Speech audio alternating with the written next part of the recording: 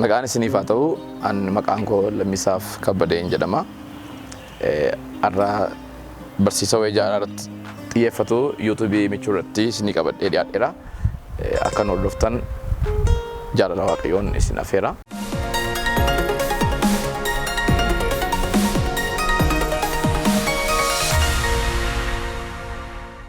Egaa wayii jaalalaa namni hundumtuu hin dubbata, yaada gochuudhaaf miira qabaata. Akkuma kana immoo namni baay'een wayii jaalalaa hiika isaa sirriitti hin beeku, hin dogoggora. Waan muraasa jaalalli maalii kan jedhu achi keessatti wantoota qabxii tokko tokko kaafnee waliin ilaalla. Jaalala yeroo jennu namni jaalala hin barbaanne hin jiru, aadaan jaalala hin barbaanne hin jiru, siyaasni jaalala hin barbaanne, biyyi jaalala hin barbaanne, saalli jaalala hin barbaanne hin jiru. Aadaan kamiyyuu, barnoonni kamiyyuu namni iddoo mataatti jaalala barbaada. Bineensonni iyyuu jaalala hin barbaadu. Jaalala ala iddoon jiraatamu hin jiru. Kanaaf jaalalli kan namaaf kennu Waaqayyoodha. Uumaatu namaaf kenna. Warri kaan Rabbiitu namaa kenne, warri kaan Waaqayyoo jedhu, warri kaan uumaa jedhu. Kallattii kamiin iyyuu haa ta'u kan jaalala namaaf kennu Waaqayyoo isaa lafaaf waaqa kana uume, nama uume, uumama hundumaa uume, isatu jaalala namaaf kenna. Abbaan jaalala Waaqayyoodha. Abbeentummaa isaa qabeenyaan jaalala inni dhugaan, inni sirriin, inni qulqulluun kan Waaqayyooti. So jaalala jechuun miira ofiin, qaama ofiin, fedhii ofiin tasgabbaanii bakka tokkotti gumaanii waan nama harkise tokkoof, waan barbaadan tokkoof bitamuu, mo'amuu, kufuu fi itti harka kennachuu jechuudha jaalala jechuun. So jaalalli egaa karaa baay'ee ibsamuu danda'a. Jaalala Waaqayyoof nama gidduu jiru hin jira. Namaaf Waaqayyoo gidduu, namaaf uumaa gidduu jaalalli hin jira. Kun karaa amantii ibsama baay'inaani. Namoonni amantii qabanii jaalala qaban waaqa isaaniitiif, uumaa isaaniif ibsuudhaaf jedhanii Waaqayyoof nama gidduutti akka jaalalli jirutti yeroo isaanitti isaaf sagadan, isaaf bulan, isa waaqeffatan, isaaf abbooman in agarra. Jaalala namni waliisaaf qabus jira. Namni waliisaafis jaalala qaba. Jaalala namni maatiisaaf qabu, jaalala maatii gidduu jiru, jaalala abbaaf haadha, obboleessaaf obboleettii, durbii, firadhoota dhiigaa gidduu jiru. Akkasuma jaalala saala faallaa gidduu jiru, jaalala dhiiraaf dubartii gidduu jiru. Kana bakka lamatti ilaaluu dandeenya. Jaalalli saala faallaa gidduu jiru qulqulluus ta'uu danda'a, qulqulluus dhiisuu ta'uu danda'a. Fakkeenyaaf jaalalli saala faallaa gidduu jiru amanamummaa irratti xiyyeeffatee, abboomuu xiyyeeffatee, dhugaa irratti xiyyeeffatee yoo jiraate jaalalli sun qulqulluu ta'a. Garuu olii amanamuun lafa hin jirretti jaalalli sun yeroo itti korraapti ta'u jira jechuudha. Jaalalli hiriyyaa ofii gidduu jira. Jaalalli hiriyyaa barnootaa, hiriyyaa ollaa wajjin guddatan, karaa garaa garaa namatti ol baran hiriyyaa lafa iddoo hojiitti jaalalli jira jechuudha. Jaalalli kun egaa waan garaa garaa hordofee dhufuu danda'a. Namoonni jaalala akee garaa garaatiif godhu. Amma waan irratti xiyyeeffannu jaalala wayii jaalalleewwan gidduu jiru irratti xiqqoo ishee haasaa. Jaalalli dhugaa hin taane yeroo baay'ee jaalalleewwan gidduutti namoota lama wal jaallatan gidduutti bareedina fa'aa barbaaduuf kan godhamu yeroo inni ta'u agarra. Faayidaa barbaachaaf kan godhamu, wal qunnamtii saalaa qofaa barbaachaaf kan godhamu, gammachuu ofii qofatti dabarfachuudhaaf, warra nu jaallatan qofa jaallachuudhaaf, oolmaaf yeroo muraasa duwwaadhaaf waan godhamutu jira. Yeroo akkasii egaa namoonni jaalala keessatti yeroo kufan rakkinaaf gidiraa garaa garaatu isaan irra ga'a. Waan baay'eedhaan miidhamu jechuudha. Jaalalli kun egaa seenaa qaroomina Giriikii, falaasama durii keessatti warri Giriikii jechoota jaalala ibsu uummata addunyaa kanarraa caalaa filosoofii keessatti qooda waan fudhataniif karaa afur jaalala ibsu. Jaalalli inni tokkoffaan Iroos jedhanii ibsu. Jaalalli Iroos jedhamu kun jaalala miiraa fi wal quunnamtii saala faallaa nama tokko abbaa manaa fi haadha manaa tokko gidduutti yookaan jaalalleewwan tokko gidduutti kan ta'u yeroo ta'u, nama biraa kan hin dabarre jaalala amanamummaa qabu, jaalala dhugaa, jaalala sirrii Iroos jedhaniitu waamu. Stoor jaalalantu jira. Jaalalli isaanii stoor jedhanii waaman kun jaalala maatiin ijoollee isaaniif qabanii jaalala maatii qofa gidduu jiraatu, jaalala maatii qofa irratti kan xiyyeeffate. Inni kan biraan agaappee kan jedhamutu jira. Keessumaa kun naannoo barumsa amantiitti baay'ee beekama. Keessumaa barumsa amantii kiristaanaa gidduutti Kiristoos Yesuus waaqarraa dhufee ilmaan namootaatiif waaqayyo kennaa godhee cubbuu isaaniif kennee dhufee du'uunsaa jaalala deebiin barbaanne waan tokko sababa godhanne deebiin barbaanne haala irratti hundoomne sanyii afaan gosa beekumsa dandeettii qabeenyaa homaayyuu waa hundee kan hin godhanneedha agaappee jedhanii waamu. Jaalala akkasii kun egaa jaalala waaqayyoo namaaf qabu jaalala akkasii jedhanii waamu. Jaalalli inni biraan fiiliyoo jedhama. Jaalala obbolummaa fi hiriyyummaa yookaan namoota gidduu jiru jechuudha.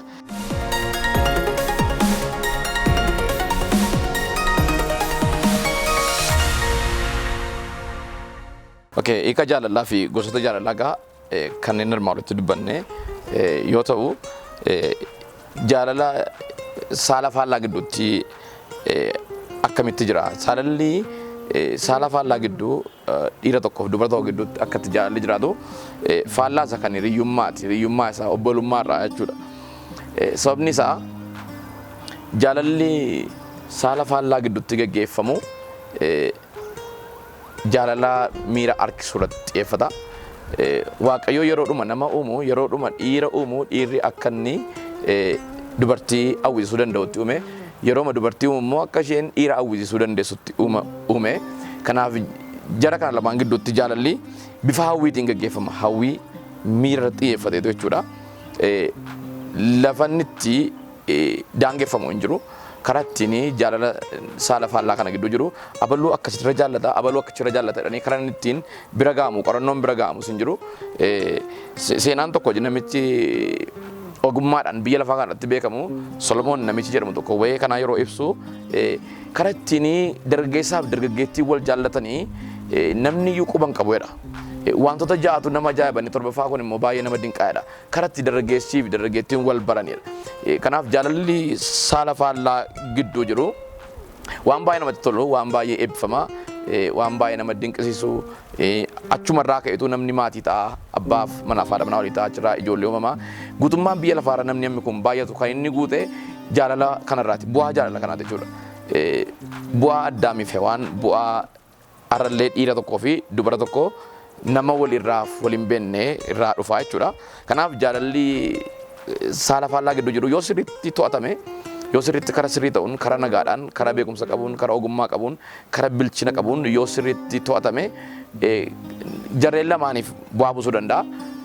Kun eenyu irratti walii galaa akka inni qisaasama keessa hin galleef akka inni dogoggora tokko tokko hin gallee fi namoonni wayii jaarratti qootanii beektonni xiinsammuu barsiisonni amantii jaarsoliin hangafoonni dhimma kanarratti ijoollee wal adeemtotaa hin gorsu.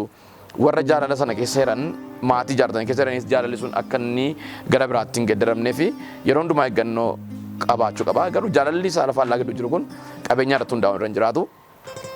Muuxannoo dhuunfaa isaan qaban irratti hundaa'uun irra hin jiraatu. Beekumsa isaanii, qomoo isaanii, waan isaan harkaa qaban tokko qabu namummaa isaan irratti xiyyeeffatamutu irra jiraata. Namummaa namaa irratti yoo ta'e jaalalli hiika qaba. Jaalalli kan inni hiika guutu godhatu, guutummaatti kan inni hiika godhatu yeroo namummaa namaa irratti xiyyeeffatudha. Namni tokko egaa yeroo lafarra jiraatu amma nyaatee dhugutti, amma miira qabutti jaalalaan qabamuun isaa hin hafu. Namni buddeen nyaatu, namni bishaan dhugu, namni neerviin isaa, miirri isaa hojjetu, qalbiin isaa hojjetu, namni hawaasa gidduutti dhalatee guddate tokko yoo nagaa ta'e dhukkuba hin qabu yoo ta'e ala namuu jaalaan hin qabama. Jaalalaan immoo qabamuun cubbuu miti. Barsiisa amantii keessattis cubbuu miti. Bakka bira fayyummaa agarsiisa yookiin fayyu buleessa ta'uu, nagaa ta'uu agarsiisa. Namni tokko jaalalaan yeroo qabamu waan baay'eetu dhufuu danda'a. Inni tokko akkamitti jaalaan qabamuu danda'a, akkamitti ofirratti beeka yoo inni fakkeenyaaf namoonni tokko tokko bakkee keessa deemaa oolu yeroo jaalalli isaan qabu.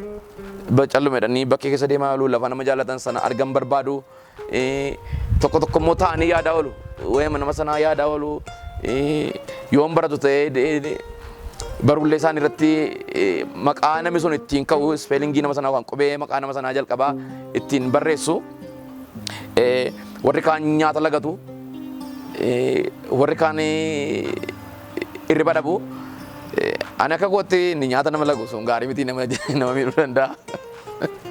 Inni bakkee keessa nama zoorsiisuunis gaarii miti yoo ta'e illee ta'anii yaadan sana wayya. Maaliif yeroo bakkee keessa oolanii bara kana moo gaarii miti makiinaanis baay'achaa jirti waan ta'eef nama ta'uu dandeessi.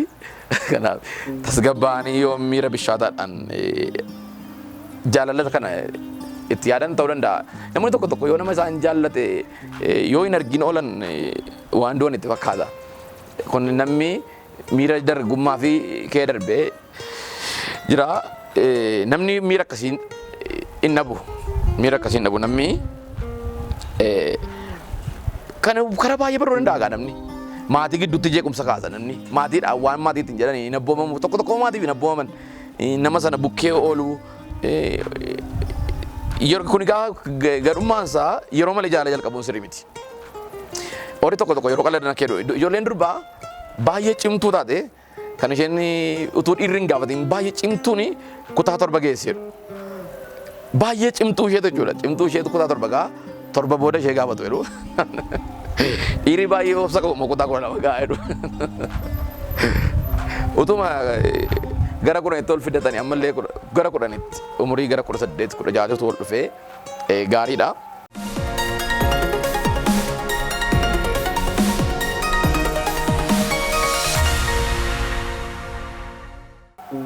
Yeroo malee yeroo jalqabamu jaalalli kun egaa karaatti cita. Maaliif namni miira ofii bishachuu dadhabuudhaan adda ba'umsi jaalalleewwan gidduutti uumamuu danda'a. Maaliif yeroo malee yoo wal jaallate namni miira sana bishachuu dadhabuudhaan hiriyaasaa sana itti naafuudhaan namni isarra qabeenya qabu namni isarra beekumsa qabu bifa qabu fira qabu dhufee irra galuudhaan irraa gashachuu danda'a. Yeroo tokko lubbuu walillee balleessuun jira namoonni yakka keessa galan jiru. Yeroo tokko ijoolleen durbaa yeroo isaan of ajjeessanis jira yeroo isaan qoricha dhuganis jira. Namni tokko jaalala fedhe qoricha hantuutaa fa'aa dhugaa. Finyoo fa'aa mormatti of ka'a. Kuni bilchina jaalala. Jaalalli maal akka ta'e kaasaa wallaaluudha. Waan jaallattuuf gadi baafta malee yoo dhugaa ta'e gadi baaftan malee of hin ajjeeftu. Dhimmi qoricha nama dhugsiisus hin jiru. Dhimmi finyoo ofitti nama geessisus hin jiru. Namoonni tokko yeroo namni isaan jaallatu irraa adda ba'an sababii garaagaraatiin murtee garaagaraa uumatu. Adda ba'uun akka hin uumamneef kan ta'u qabu akka nama tokkotti waan namoota jaalala keessatti seenuuf jedhan keeranis gorsu adda ba'uun akka hin uumamneef tokkoffaan walii amanamu. Warri keessa jiran umuriin isaanii ga'e. Warri kaan immoo umurii malee jalqabu dhiisu. Fakkeenyaaf namni mucaa waggaa 13, mucaa waggaa 14, intalli waggaa 12 jaala yoo jalqabdee maal godhaa buddeen oomini. Bishaan min eebuun baasu wayyaa min qullaan dhosu. Yoo ta'e illee inuma nama miidha malee. Yeroo malee dhukkuba xiinsammuu fida. Yeroo malee dhukkuba hafuuraa fida. Yeroo malee harka namaatti kufuu fida. Dhukkuba diinagdee illee namatti fiduu danda'a. Akkanatti harka namaa ilaaltu gochuu danda'a. Yeroo malee akka namni bara isaa guutuu wal jedhee nama ilaalle konfidensiin akka hin jiraanne ofitti amanamummaa akka hin qabaanne gochuu danda'a. Kanaaf yeroo malee jaalala jalqabuu dhiisuun gaariidha. Adda ba'uun akka hin uumamneef gorsa qabaachuunis gaariidha. Warri jaalala jalqaban immoo gorsa qabaachuun gaariidha. Namni tokko jaalalaan qabamee jaalala sana argatu yoo ta'e yookaan isan argattu yoo ta'e akka waan jireenya itti fufnetti yaaduu irra hin jiraattu. Jireenya itti fufa. Jireenya itti fufa. Afaan Ingiliziitiin www.com kan jedhamu jira. World is wide. Durbamoon hin dhaabamiti hin facaasa. Baay'eedha. Dubartiin baay'eedha biyya lafaarraa. Dhiirris baay'eedha. Kanaaf akkasuma mataan nama cabee mataan nama dhukkubee yoon ishee dhabe nan du'a yoon isa dhabe nan du'a jedhanii ofitti murteessanii waan biraa tokko amma ganaa waan biraatti geeffachuun gaarii miti. Amma danda'amutti dura baratanii otoo dura umuriin kana namoonni tokko bushuuf waggaa 18 ga'uun gaarii natti fakkaata. Miiran bishaanneen akkamitti dubartii bushuu dandeessa? Miiran bishaanneen dhiira jala buluus hin dandeessu. Yeroo malee ba'aa ol baachisuun gaarii miti. Nama tokko yoo dhabde immoo keessi garaagaraa namni ol dhabuu danda'a. Sirratti immoo hin jalqabne of hin ajjeesin. Hiriyyaan kee musi ganuu dandeessi, hiriyyaan keessi ganuu danda'a. Faayidaa irratti hirkatee, birii irratti hirkatee, aangoo argatee, barumsaan sirraa fagaatee, sababii maatiitiif, sababii ilaalcha hawaasa naannootiif, sababii biyya biraa deemeef, iddoo biraa deemeef, keessiiwwan garaagaraatiin hiriyyaan keessi ganuu danda'a. Yoo hiriyyaan keessi ganee, yoo hiriyyaan keessi buusee sokkee, of dhiphiftee du'uun qabaattee maatii kee noddee, hiriyyaa kee noddee, dhuma addunyaa gochuun qabdu. Namicha sana dhuma addunyaa gochuun sirra hin jiraatu. Yookiin intala obboleettii sana dhuma addunyaa gochuun sirra namni kan biraan jira jechuudha. namni kan biraan jira nama waaqayyo si kaa'ee nama itti amantee nama ilaalchisaa adeemsisaa kaayyoonsaa filoosofiinsaa amantiinsaa herregnisaa hundisaa kan kee fakkaatu taayippii kee kan ta'e nama argachuu dandeessa. Namoonni tokko tokko jedhu ana baluun jaalladheera waan ta'eef utuu inni HIV qabaate hundi isu jedhu. Utuu isheen HIV qabaate yoo anuma fuudhaa jedhu lakkii dhiisi waan akkas jedhamu hin jiru. Maaliif namni ofirra dabarsee nama jaallachuu hin danda'u. Namni dura ofiisaa jaallataa erga ofiisaa jaallatee immoo nama jaallataa nama sana edda jaallatee booda jaalala kennaaf. Kanaaf nuni nama jaallachuuf dura of jaallachuun nurra jiraata. Of kabajuun nurra jiraata. Kanaaf jaalalli murteessaadha namaaf. Jaalalli gaa muuxannoo keenyarraa, qabeenya keenyarraa, amantii keenyarraa, abdii keenyarraa hin caala jaalalli. Jaalalli wanti inni hin caalle lafa kanarra hin jiru. Jaalalli maatiriyaalizimiidhaan geeddaramuu hin danda'u. Bifaan, qabeenyaan, beekumsaan, ilaalcha siyaasaa garaagaraatiin diigamuu waan hin dandeenye jaalala. Biyya lafa kanarra namni biiliyoonii 7 ol kuni utuu jaalalli hin jiru ta'e olii hin jiraatu. Konkolaataa tokko keessaa wajjin deemuu hin danda'u. Ollaa jiraachuu hin danda'u. Mana barumsaa tokko barachuu hin danda'u. Wal fuudhuu hin danda'u, walitti heerumuu hin danda'u. Namni immoo walitti bu'aa olii hin jiraata. Dhumarratti walitti dhufeenyi jaalalleewwanii waliin fuune lama gaa'ela isaanii dura maal ta'uu qaba kan jedhudha. Kun waan baay'ee nama rakkisu miti karaa garaa garaati. Warri saayinsii barsiisanii warri ogeessonni fayyaa jaalalleewwan yeroo walii wajjin jiraatanii yoo fedhiin foon isaanii isaan rakkise tokkoffaa koondamii fayyadamuu qabu. Walqunnamtii saalaa gochuu danda'u rakkoon qabu jedhu tokkoof tokko isaanii walii amanamu taanaan immoo koondamii malees walii wajjin ciisuu danda'u jedhanii barsiisu. Amma dhumaatti yoo wajjin jiraata yoo ta'e rakkoon qabu jedhu. Ani garuu sun nan quubsu utuu danda'ame gaa'ela dura yoo danda'ama yoo ta'e walqunnamtiin saalaa yoo hafe gaariidha. Hin danda'ama taanaan namni hin danda'a taanaan yeroo baay'ee garuu guutummaa addunyaatti sun hin hafu persentii hedduudhaan yoo ilaalle inuma raawwatama rakkoo hedduu fiduu danda'a. Namni tokko jaalala keessatti walqunnamtiin saalaa yeroo jiraatu kan nuun communicate wal goonu fedhii keenya qofa miti. Hafuura keenya dabalatee qalbii keenya fedhii keenya miira keenya dabalatee amala keenya dabalatee wanti nu walitti dabarsinu jiru. Dhukkuba duwwaa miti wanti namatti darbu walqunnamtii saalaatiin.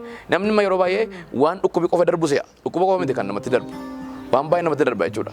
Kanaaf walitti amanamummaa illee balleessuu danda'a. Namoonni jaalalleewwan baay'ee yeroo baay'ee kan isaan wal dhiisanii fi gaa'ela dura waan kana waan shaakalaniif yeroo baay'ee waan walii wajjin jiraataniif yoo isheen kaatee iddoo tokko oolte bilbila kaasuu dhiistee dhiira tokko biratti argee waanuma wajjin nama sana wajjin walqunnamtii saalaa gochaa walti fakkaata. Isheenis akkasumatti nama sana shakkite jechuudha. Yoo riyyaan ishee sun akka carraa ijoollee durbaa biraa wal baree mana barumsaatti yookaan cheerchiitti yookaan bakka aadaa garaagaraatti galma garaagaraatti lafa tiyaatira garaagaraatti yoo na biratti agartee fakkii wajjin agartee beekaa namichi kuni riyyaan koo kun isa wajjin akkas godheeratti yaaddu waan ta'eef walamanumaaf illee barbaachisaadha jechuudha. Walamanumaaf illee barbaachisaadha. Dhukkuba qalbiis waan dabarsuuf amala garaagara namni tokko nama baay'ee dubbii jaallatu wajjin nama yoo walqunnamtii saalaa godhe amalli dubbii sun himatti darba.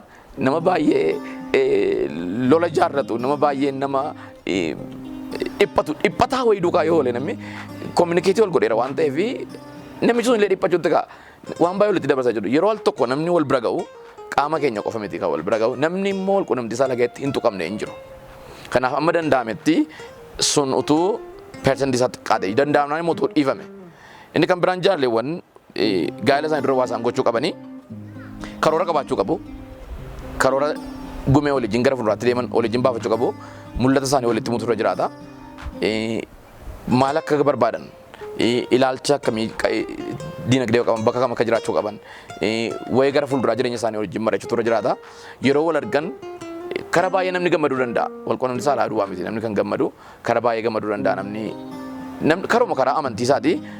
Yoo isa kiristaana ta'e akka barsiisaa warra kiristaanaatti yoo isa islaama ta'e akka barsiisaa warra islaamaatti yoo waaqeffataa ta'e immoo akka safuu fi duudhaa warra waaqeffannaatti wal gorsuudhaan safuuf aadaa saba sanaa kabajee yoo wajjin ture akka nama tokkotti nan filaa fi yeroo tokko kun al tokko wanti nu jireenya keessatti murtee nu jireenya keessatti dogoggorru nu biraan hafu. Yeroo baay'ee namoonni kana dogoggoru waan yeroo laaxxummaa keenya jirru yeroo qofaa keenya jirru yeroo gaa'ela keessatti dhannee godhannu waan nu biraa hafu nutti fakkaata. Namni baay'een akka itti gaalli isaanii jireenya isaanii diigama. Kanaaf keessumaa yeroo singilii taanee jirru yeroo leexxummaadhaan jirru durbis dhiirris baay'ee akkaataatti jiraannu akkaataa hariiroo keenya irratti xiyyeeffachuu nurra jiraata. Akkaataatti wayii namaa yaadnu akkaataatti wayii horii durbaraa akkaataatti wayii dhiirotaa yaadan wayii jireenyaa yaadan wayii manaa yaadan wayii ijoollee yaadan wayii qabeenyaa yaadan hariiroo dhiiraa wajjin baay'ee irratti xiyyeeffachuu qabu. Warri dhiiraas akkuma kana akkaataatti dubartoota wajjin jiraatan xiyyeeffachuu qabna. Nama shanjaa wajjin wal beekuu wal baruu tuttuqaa baay'isuun boriftaan jireenya keessatti waan nama miidhuu danda'uuf karaa hedduu waan nama miidhuu danda'uuf utuu irraa of qusatame gaarii natti fakkaata. Barumsa irraa fufee jaalalaaf isinii qabadhee dhufe asuma irrattiin goolabaa utuu barumsa kana isiniin goolamin dura michuu tiibii sabiskiraabii godhaa sheerii godhaa barsiisawwan jireenya keessan jijjiiruu danda'an amala keessan jijjiiruu danda'an hariiroo hawaasummaa keessanii hariiroo dinagdee keessanii hariiroo garaagaraa isin qabdan fooyyessuu danda'an namoota garaagaraatiin dhiyaatee waan irraa argattaniif akkaan keessanitti ilaalaatii sheerii godhaa irraa baradhaa waaqayyo guddaa sana eebbisu amma mata duree biraa walitti deebinutti guddaa kabajamaa nagaatti.